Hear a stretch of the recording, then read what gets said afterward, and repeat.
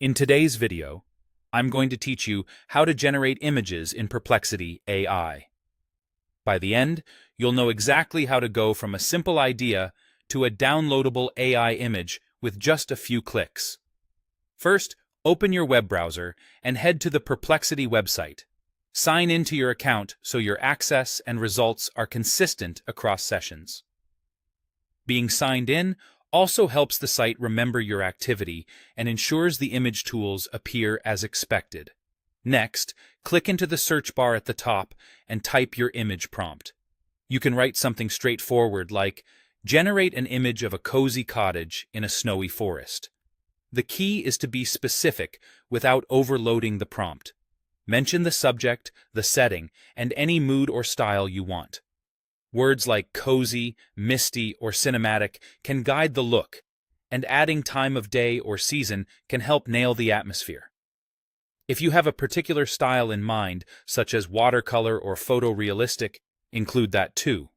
When your prompt looks good, press Enter to submit it. Perplexity will process your request and return a results page. Give it a moment to load. On the right side of the results, look for the Generate Image button. It's typically placed in a side panel, so you can quickly switch from reading to creating. If you don't see it immediately, wait a couple of seconds for the page to finish loading, then check that right-hand area again. Click Generate Image. Perplexity will now create an AI-generated picture based on the prompt you wrote.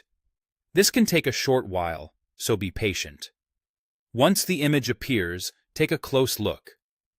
Ask yourself if it matches your vision, if the colors feel right, and if the composition fits the idea you had.